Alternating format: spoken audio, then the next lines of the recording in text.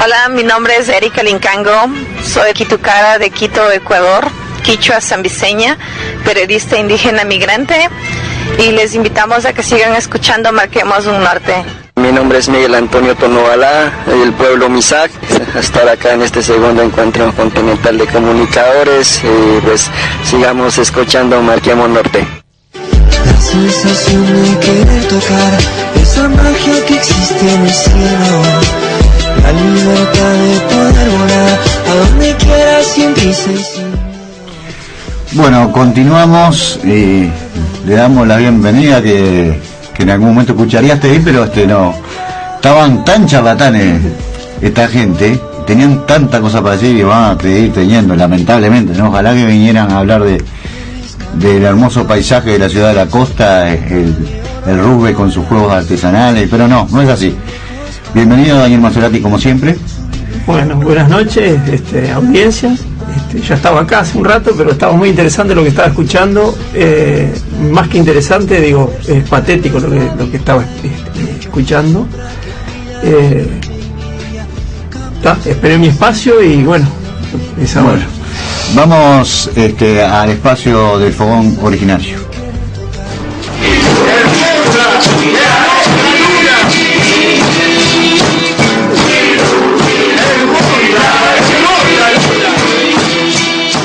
Bilú, Bilú, Idaí, hermosa, hermosa luna. Hue, hue, Idaí, fuego, fuego, luna. El fogón originario.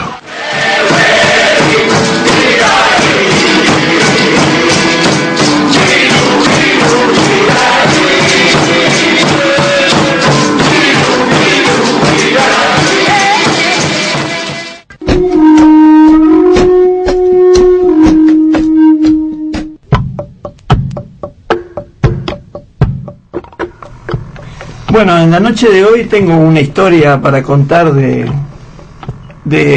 Ejoj, el Callao, que durante un viaje va rememorando algunas cosas de su pasado y contándoselo a su familia, ¿verdad?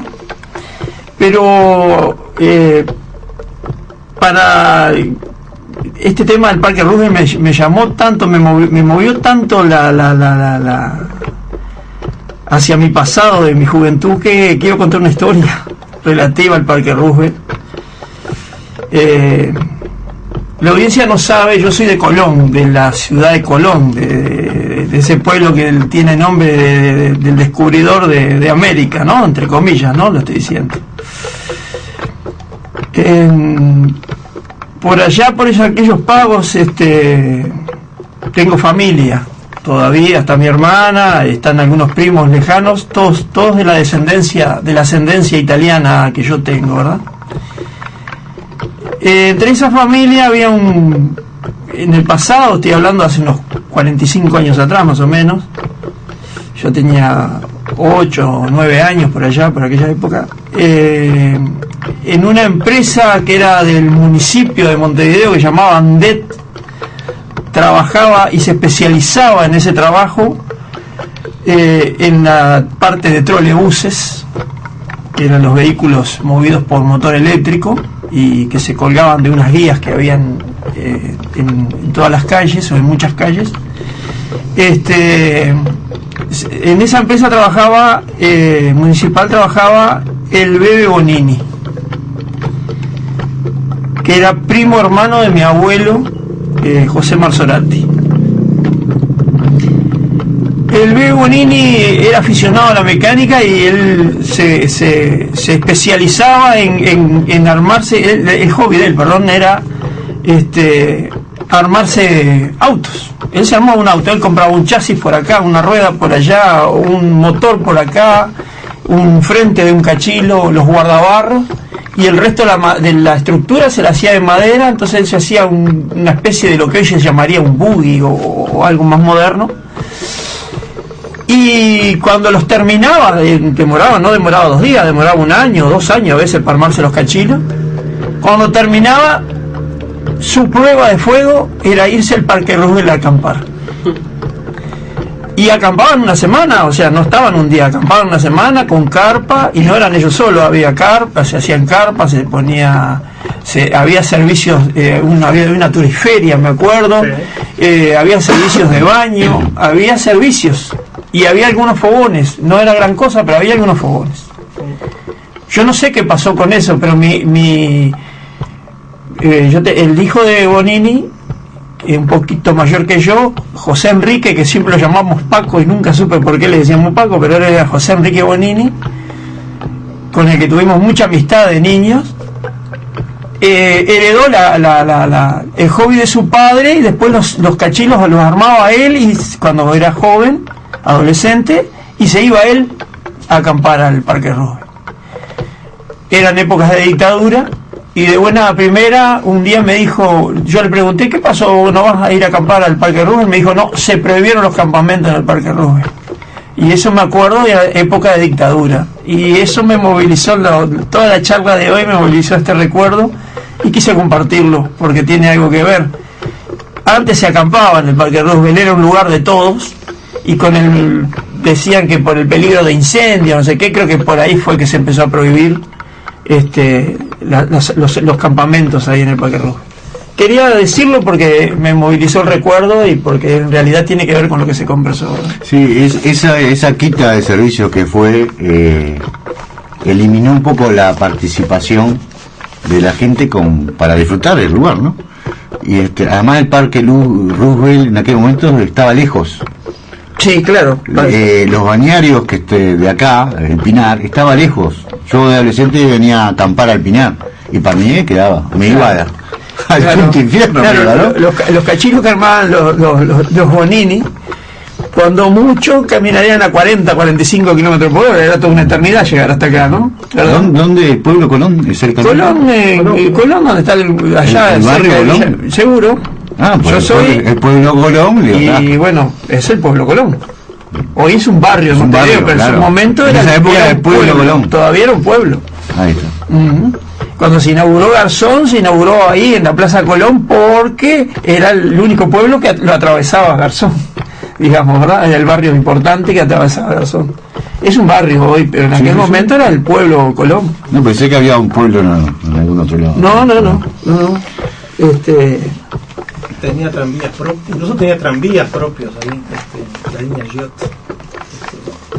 Normalmente los trolebuses es importante. Yo estoy bastante vinculado a los amigos de Riguel y a algunas organizaciones que defienden, entre otras cosas, el trolebús, que fueron sacados, desgraciadamente fueron sacados en el primer gobierno de Tabaré Vázquez como intendente.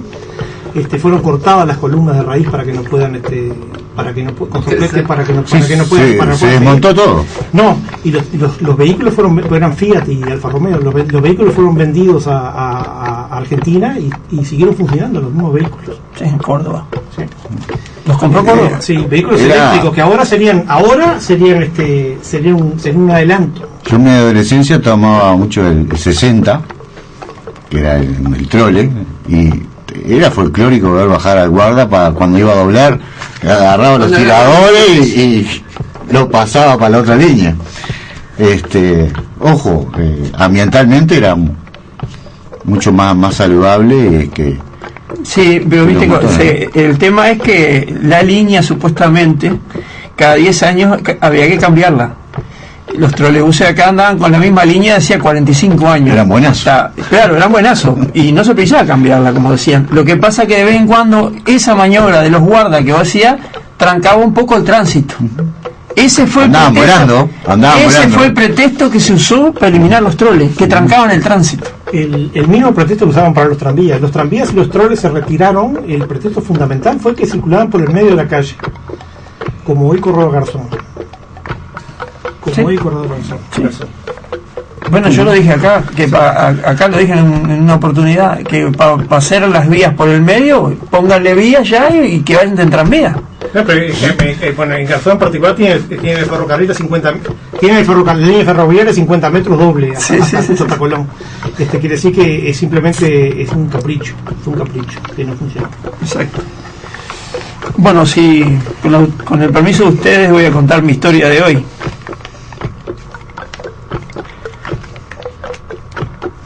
como ya dije, es un recuerdo de Hoj durante una marcha, ¿verdad?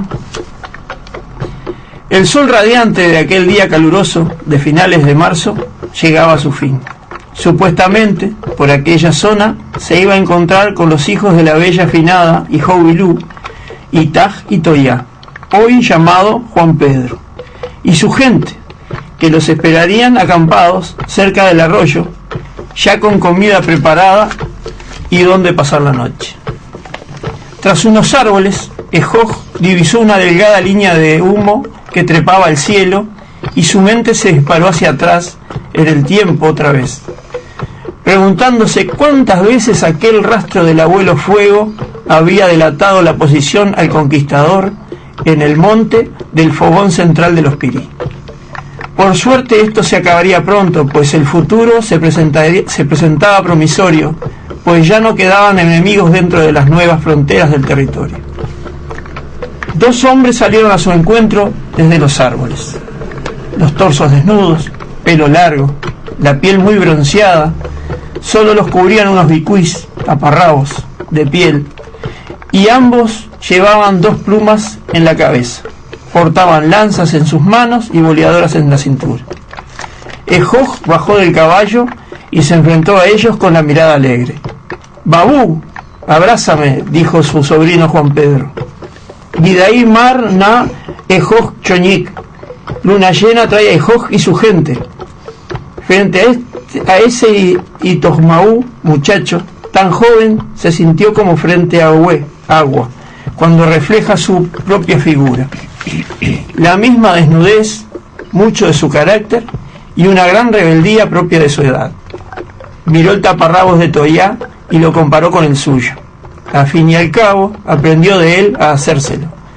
La única diferencia eran los adornos. Ejoj llevaba una pluma de verá, pero no de cualquier verá, sino de uno muy particular, de quien tomó un ejemplo de vida, y al pensar en su adorno, los recuerdos se dispararon otra vez. 2 días antes había nacido su primer oipic, niño. El cambio de vida en su Pirí fue mucho mayor que de lo esperado. Tras el parto, en el que ayudó a su chalowa, mujer, como corresponde, a un buen compañero, las tareas lo habían desbordado, tanto que estaba prácticamente en ayuno. Su alegría era inmensa. La Oncayusmar, Madre Tierra, le había regalado un oipic fuerte y sano. Como Gidaí Mar se presentaba esa noche, debía conseguir alimento para la jalana, fiesta, que ocurriría después de la presentación del bebé a la luna. Al amanecer tomó sus armas: lanza, laidetí, boleadora de 3 piedras, y tinú, cuchillo, y se fue a recorrer pradera, en busca de huellas de verá, ñandú, el ave sagrada, alimento especial para dar la bienvenida al nuevo integrante de la tribu. Mucho fue su caminar, hasta que el sol estuvo en lo más alto del cielo y debió buscar algo de sombra entre los pajonales. Apenas se recostó, el afloje lo llevó a dormirse. No terminó de cerrar los ojos y ya una visión se apoderó de su sueño. En ella, Gualiché, el espíritu hechicero, sostenía a su niño en lo alto y se lo mostraba, hablándole en una lengua que no entendía. Un graznido lo despertó. Sigilosamente lo buscó con paciencia. Con la paciencia que da la experiencia. Asomó la cabeza por sobre los pajonales y ahí estaba, un hermoso ejemplar de verá, tratando de alimentarse en un sendero formado por su propio ir y venir. Sin hacer ruido, tomó su laidetí y se acercó lentamente, agachado, hasta distancia de tiro. La boleadora dio tan solo 2 vueltas sobre su cabeza, en busca de impulso, y partió por el aire con su particular silbido, para derribar al verá. Pero no pasó. El plumífero dio un salto al oír las piedras zumbar en el aire, saliéndose de la trayectoria. Esto último era algo que Ejoj nunca había visto, pero mucho más lo sorprendió cuando, en contra de lo que ocurrió siempre, este verá, en vez de huir, acometió hacia él a toda carrera, las alas abiertas, amenazando, y casi un grito saliendo de su largo cuello. Tan rápido fue el ataque que apenas tuvo tiempo de saltar hacia los pajonales, zafando por poco la embestida. Corrió Ejoj a recuperar su laidetí, la recogió del suelo y revoleándole sobre su cabeza, la volvió a lanzar contra el animal, que seguía en actitud amenazante, haciendo como círculos a su alrededor. No falló esta vez. Las piedras hicieron girar los tientos alrededor de las patas, haciéndolo caer. Y otra vez, este particular verá sorprendió a Ejoj.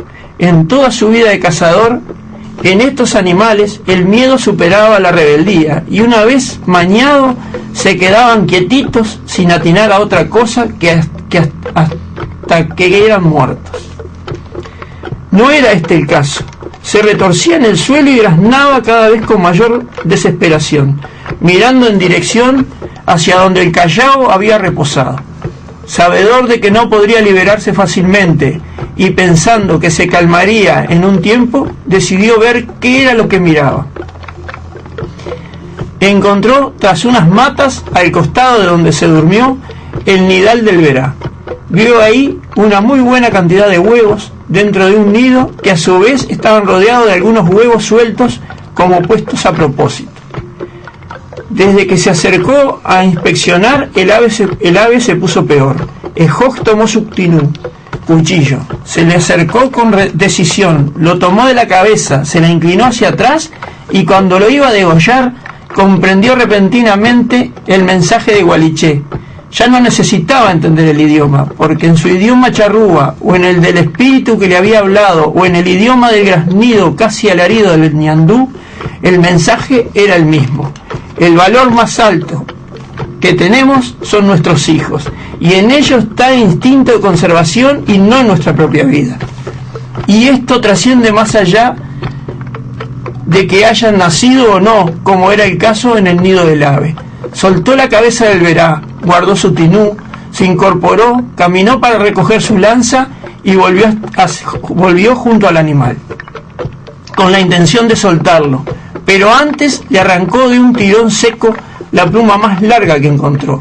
Acto seguido le sujetó ambas patas con una mano y desenredó sus laidetí para después dejarlo ir. Los dos se separaron con desconfianza, mas el verá miró fijamente al hombre y se alejó hacia su nido. Ejoj, sin animarse a darle la espalda por un posible ataque, lo vio revisar su nido y darse vuelta a mirarlo otra vez. Era otra mirada, ya no la de desconfianza, sino distinta, tan distinta que le pareció humana, tan humana que la comparó con la mirada de un italiano al que le había salvado la vida. Fue una mirada de agradecimiento. Tras un pequeño trayecto, se volvió para observar al hinchalá animal que le había dado una enseñanza y comprendió allí mismo que así como el Winca, hombre blanco, lo consideraba a él y su pueblo como unos salvajes, él mismo consideraba al verá como un pájaro estúpido. Hoy había aprendido que las limitaciones las da la naturaleza y el único estúpido es el que las menosprecia. Desde entonces, aquella pluma lo acompaña a todos lados en recuerdo del verá que protegía su nido. Muy bueno. Linda historia y mucho aporte de términos charrúa en el transcurso, ¿no? Que lo fuiste aclarando. Que eso está bueno porque la gente lo va conociendo, ¿no? Exactamente. La gente lo va conociendo. Exactamente.